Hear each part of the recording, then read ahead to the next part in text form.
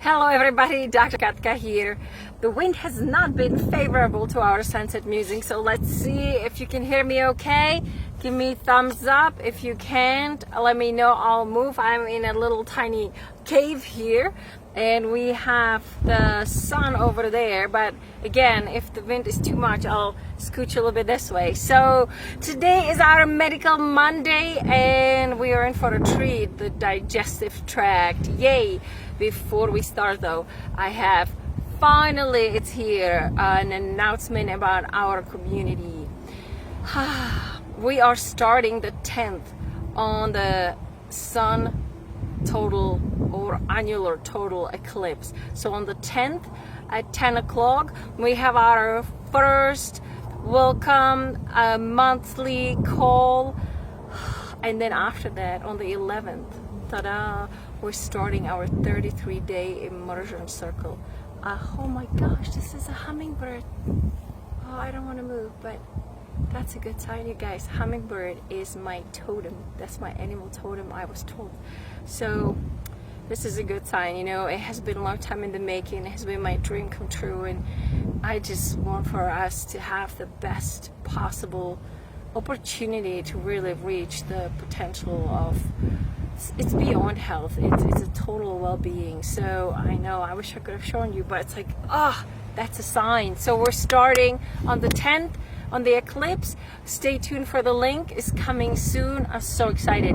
We'll talk more about it tomorrow, and then Wednesday I have a treat for you. I hope it works. I have a really good treat for you on Wednesday, and then Thursday we're on. So the digestive tract, you've heard so much about the digestive tract, and here's, oh hi Mary, oh my gosh, yeah, I'll have to figure it out. I'll have to have a towel on me, I'll have to have a shirt to change. You know, we'll work it out. I honestly use chaparral, and I told you I use chaparral tea, and it actually helps the body because it's such a desert plant. I use the chaparral to help the body withstand the heat. It's quite remarkable. There's ways to do this. But anyway, let's go back to the digestive tract. There is so much, so I'll try to squeeze everything in before the sun sets, and if there's more left, we can always revisit. Let's start from the top down, yeah? So the mouth, we're going to do, I am promising this to you, we're going to do dental stuff on its own. It's a big deal. We're most likely going to do it next Monday. It is so important to talk about it. We will leave it. It'll be a whole event really of its own. But the big piece about digestive tract, remember, our body has to protect us because it is an open area where, there's the wind, hang in there, where everything can enter, right? So we need to have some powerful antimicrobials, and we have them already in our saliva, in our mouth, and we have them as soon as we swallow in our stomach in the form of hydrochloric acid. So this is really important. We start digestion of food in our mouth, so we don't want to swallow real quick, eat real fast, because carbohydrates primarily start digesting in our mouth. So we want to take the time to chew. Do a little bit of a game, you know, with your kids, with your grandkids, with yourself. See how many times you can consciously actually chew the food. Try to go 10, 20, 30, 40, 50 times. See if there's something you can try up to 100 times. The reason is because when we start counting for a few times as we eat, we become more conscious. I will go about how to eat as far as the sympathetic and parasympathetic nervous system, but ultimately the whole digestive tract is based on parasympathetic nervous system, which means relaxed state is what helps us digest better. It helps the juices flow better. Remember, there is the juices coming from saliva, so that's our enzymes right there. Next one is the stomach. Here we have the hydrochloric acid that not only kills the pathogens and the bacteria that come with the food, it also activates the pepsin and makes the pepsin the one that digests protein active. So we start digesting protein in our stomach. Here is, I'm gonna digress over here a little bit because we're right at the stomach. it is so important here that we work with the hydrochloric acid. There are so many people that are on acid, and they are on, the pump inhibitors to stop the production of hydrochloric acid. This is not the most optimal thing, because it is not the high hydrochloric acid that usually gives us heartburn. It's quite the opposite. It's the low depleted hydrochloric acid, and what that means is our body is unable to break down the food, and therefore it sits in the stomach longer, and then it has a higher potential of going up to where it's not supposed to go, up into the esophagus. So there's few things to do to try for a heartburn before we have to get on proton pump inhibitors, and those are bitter herbs. So we can actually get something called bitter herbs. There's a company called Wise Woman has some, but the one that I like we can get anywhere, it's Herb Pharm. It's an orange label, and it's just called Better Bitters. And we just spray a little bit before every meal, and then every time we have heartburn, we spray a little bit, swallow gently, kind of swish it in the mouth, and then swallow gently. We can use temporarily a little bit of baking soda to help to calm down the acid, but the idea is that we start increasing the digestive juices and the body's own production of hydrochloric acid instead of having to take it. If anybody is taking enzymes with hydrochloric acid, we definitely have to take them before meal. If we take them on top of meal, we can have some extra heartburn. So the stomach is important. So we're starting to break down the food in the mouth, then the stomach, and then the stomach pushes everything into the small intestine. Here is where the magic begins. The small intestine, not only does the bile duct actually open up into the small intestine, which means the liver elimination pathways, remember phase 1, phase 2, and then through the bile duct open into the small intestine. Also, the pancreas duct with all the digestive enzymes is going to the small intestine. Everything is mixed there. That is where we start really not breaking down the food. There is continuation of breaking down the food, but here is where the assimilation starts, and this is the key. How much of what we eat can we actually assimilate through the small intestine? So bile is very important. Not only is it elimination option for the body where a lot of toxins are coming through, we need bile to break down fats, to emulsify the food, and basically help it to move out. So we'll talk about bile a little bit, but let's go to the pancreas. So we know about pancreas as an endocrine gland, right? It's producing insulin. So that's great, and we absolutely need that. That's the endocrine part of the pancreas. The exocrine part of the pancreas is the one that's bringing all those enzymes that we need. The carbohydrate breaking down enzymes, the protein, which starts mostly in the stomach, the lipase, the amylase, you name it, it comes from the pancreas. There's also a alkalinizing aspect coming from the pancreas, where we actually, the acidic bolus from the stomach comes into the small intestine, and as it's mixing with the juices from the pancreas, it's becoming alkaline again. So this is so important in order for us to absorb what we need. There's a lot in the small intestine that we need to mention before we go to the large intestine. Small intestine is huge when it comes to the whole digestive tract, really, but in particular small intestine when it comes to our immune system.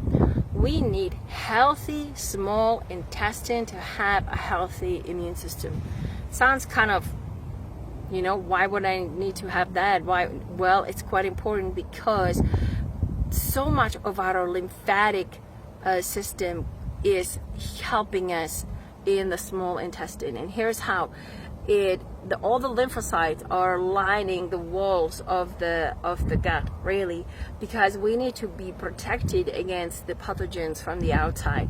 But what that does, if we have healthy healthy immune system around the gut, we have healthy immune system everywhere, because these lymphocytes, they travel.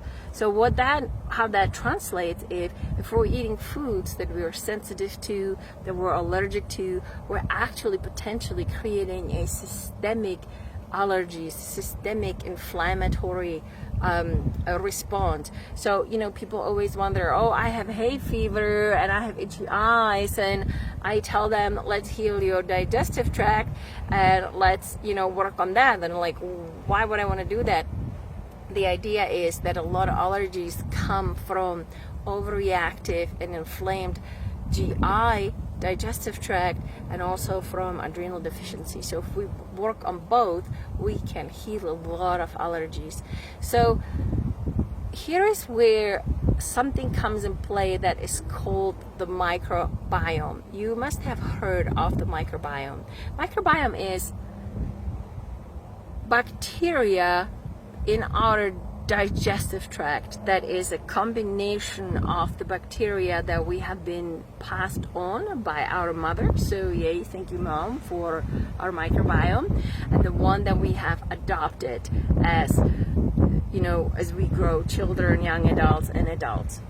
This is of a huge importance because our microbiome has been, for the most part, kind of messed up in our young adulthood, young childhood, and even later on by taking antibiotics. I know very, very few people who have never had any antibiotics.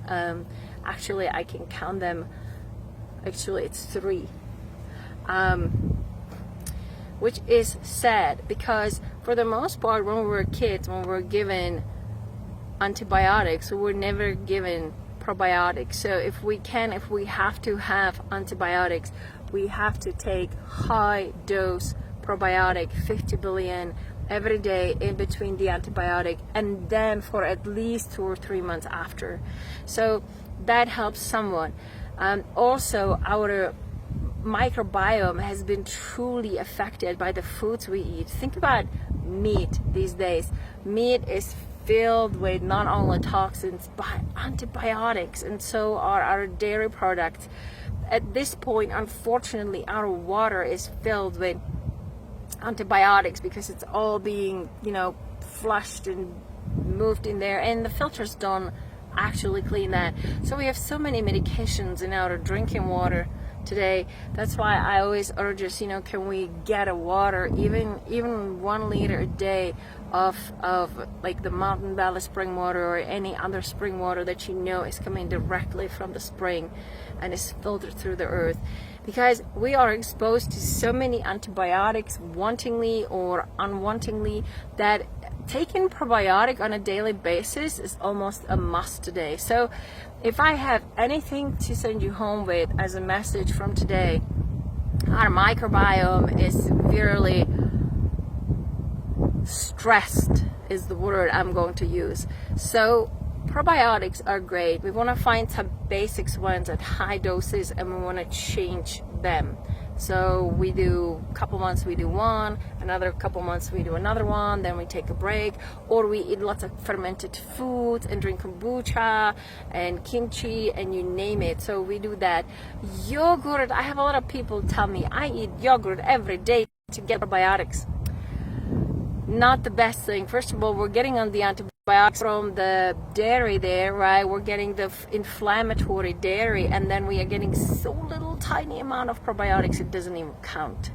So if you eat yogurt, eat it for the yogurt part, not for the probiotic. Take extra, okay? So probiotic would be number 1. Number 2, if there is any symptom of gas, bloating, discomfort, try some really good digestive enzymes, even just for a little bit. High quality plant-based digestive enzymes. If you are eating a lot of meat and you have a lot of fullness after eating meat, like it kind of sits there on the top of the stomach, at that point I would suggest to try digestive enzymes with the hydrochloric acid and see if you can find some improvement there. again, remember, it has to be taken before the meal. If you forget, do not take it after the meal. The acid has to sit underneath and the meal has to go on top of it. The other way around, not such a comfortable experience. So 2 basic things for the digestive tract. We'll go with probiotics and we'll go with digestive enzymes. I'll just say real quick about probiotics. Many years ago, I was still a student. This is going to be a little windy. Should I move it? You guys good with the wind? Give me like a heads up or let me know if to move it, okay? But Dr. Nikhil Plummer from Canada, he was working for a company called Royal. I remember his talk on probiotics. It changed the way I practice. It was profound. Probiotics are so important for our immune system in the gut. It's almost like, especially, it's getting really windy. I'll go like this. Oh, is this a little better, you guys? I'll hide this over here. But he literally, it was like, we gotta have probiotics. We cannot go, tell me which one was better, okay? We cannot go without probiotics, either in the form of food or in a form of, taking them, okay? So this is this okay, you guys? You're gonna see the sun for a little bit. I'm gonna leave it right here. There you go. So remember probiotics, remember digestive enzymes, and how do we, you better hear, this is good? Okay. How do we make the probiotics alive, and how do we make the not so good guys not overgrow, right? There's always a symbiosis. Symbiosis means that we have the good guys and we always have the bad guys in the gut, but they are in harmony. Yeah? So the way we make them fully in harmony is we feed the good guys and we don't feed the not so good guys. So remember, sugar and high carb food, a lot of meat. Meat sits in our digestive tract for hours. It's like up to 36 hours it takes for meat to go through. If we have an apple, it's through in a few hours, right? So what we want to do is feed the good guys by the good fiber. So remember, fiber feeds the good guys. Green leafy veggies, green drink, green powders, anything with inulin, which is the polysaccharide in the veggies, in the tuberose veggies. So that guy feeds, it's like the prebiotic. There's probiotic, that's the actual bacteria. I'm gonna have to pause you guys because the sun is going behind a cloud. What's up with that? See, I had it planned so perfectly. We're almost done though. But it's going behind a cloud, so we're gonna have an early sunset. I guess let's enjoy it then, huh? Let's enjoy it. And if you have any questions, let me know. But I'll sum it for you as we speak. Let me see. I'll sit it right here so you can see it. This is good? This is perfect. So as we are kind of thinking about healing the gut, we just think about some healing foods. That's all. And if you have any struggle, like I said, with the gas, bloating, and difficulty digesting, at that point, besides the probiotics and digestive enzymes, we also want to try eliminating some food. So something like a rotation elimination diet will really help us. Remember, our body is not meant to eat one single food every day. Especially not the high allergenic foods like eggs and, dairy.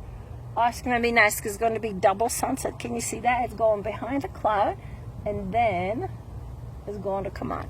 I'm going to have to fix this a little bit. Hang in there. Hang in there.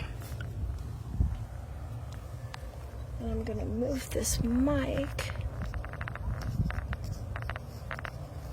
Give me a minute. Oh, we're going to be having a beautiful treat for the sun. Okay, you guys, I'm going to hold this like this. Oh, this is good. This is perfect. Okay, so enjoy this. I love this. It's like a double sunset. It comes out, goes behind a cloud, and it comes out, and it sets again. And as it's setting, we're going to move into the large intestine. Oh, come on, wind. Enjoy. Large intestine, at this point, we're not assimilating nutrients. We're just moving the water out of the bolus of the stool, right? So we can preserve some of the water, we can preserve the juices, because we get so many liters of juices coming out. We want to save those.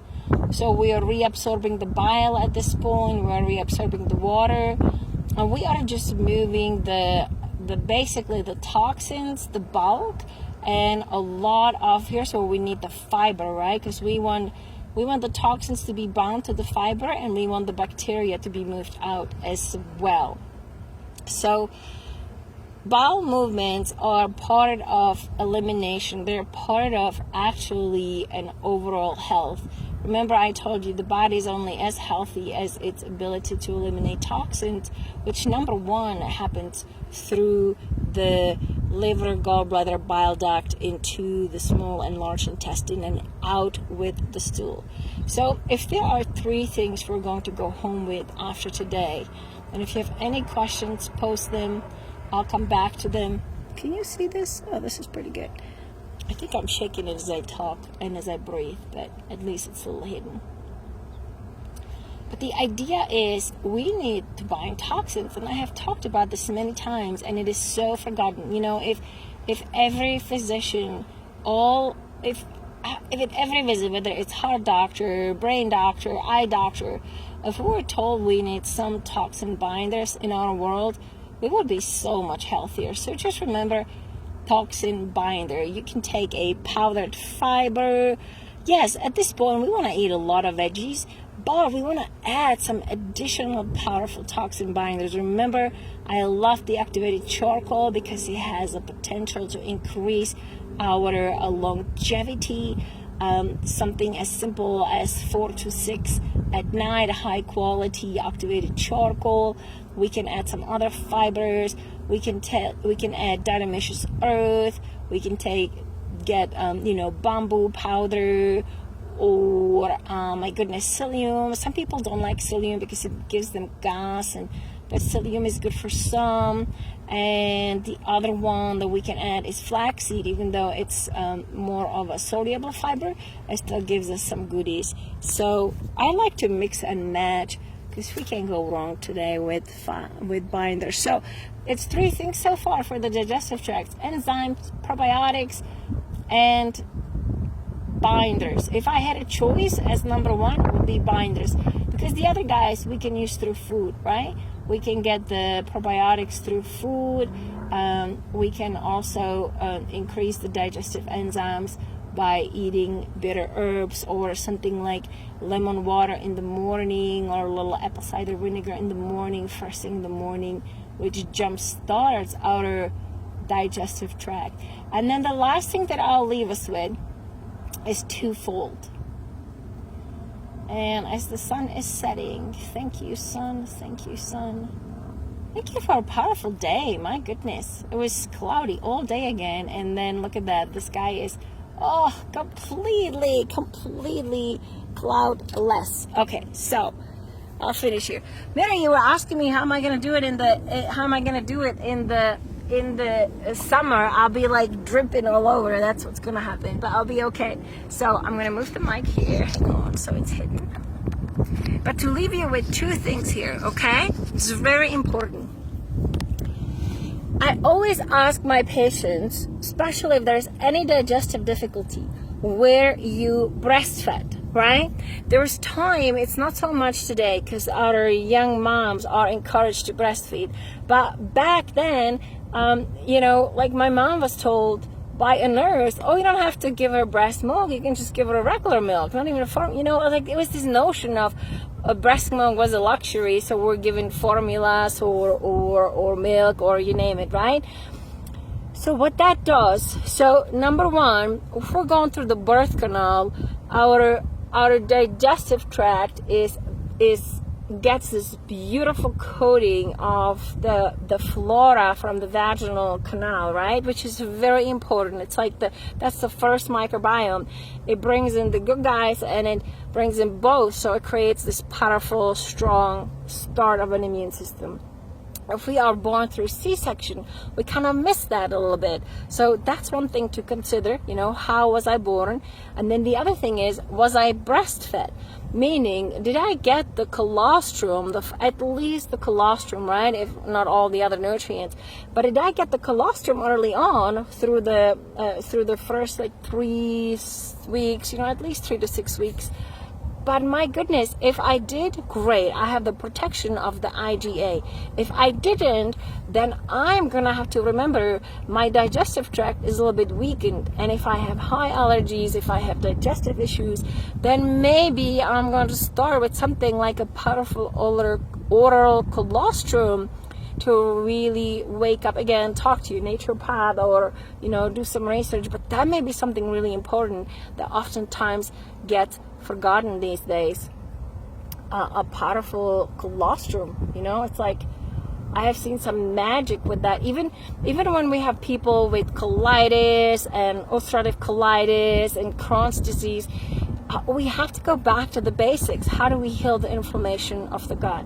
And then the other one is oftentimes in the traditional medical world is not really spoken about because it's hard to diagnose, it's difficult to, treat, there's no drugs really, but it's something called leaky gut. You must have heard of that. Again, there's these leaky gut is everything and anything that's happening in our digestive tract affects our body. It's like that barrier between the inner and the outer, right? And if our barrier is quote unquote leaking, all that is like if you think about the cells, they're tightly, I can't let go of the other arm, but imagine like they're tightly next to each other, and there is these canals and there's these receptors that only let go the broken down digestive food that we can assimilate. When we have swelling of the cells, they swell up and there like gaps happen in between them. They're letting in the bigger proteins, the higher allergens, like, the higher molecules of gluten and dairy and everything else, you name it. That goes through and it's being grabbed by the lymphatic system that processes it and starts creating like a response, right? Starts creating an inflammatory response that travels through the body. So we can have arthritis, joint pain, rheumatoid arthritis. We can have Hashimoto's, thyroiditis. We can have brain swelling. We can have upper respiratory allergies, and it all has to do with these seemingly unrelated problems in our gut, our leaky gut and inflammation. So just think about that, when you're searching how can I heal all these other systemic symptoms. Always in naturopathic medicine, it's like, let's go back to the basics, which I have been going through with you, but the digestive tract is part of the basics because it's the one that is bringing everything from the outside in, right? Where the body has to really work hard to make sure that the barrier is left intact. And leaky gut there's lots to talk about, but the big piece again is those 3 things that I talked about are going to be key. Bringing the enzymes, bringing the digestive enzymes, the probiotics and the binders to start with, and then the next one is the rotation elimination diet, because we want to give the body break for 2 to 3 days. So when we have eggs one day, we don't want to have them until day 3 and 4 again, right? And we watch how the body is doing. So this is, I can't stress enough how important this is, and it's easy, basic. There's no high cost associated with that. It's just understanding our digestive tract a little bit more. All right, you guys, I'll leave you with that. So we're not going too long. Unless something comes up as far as for next Monday, I think we'll have to address, this big dental issue because it's huge as far as affecting the whole body.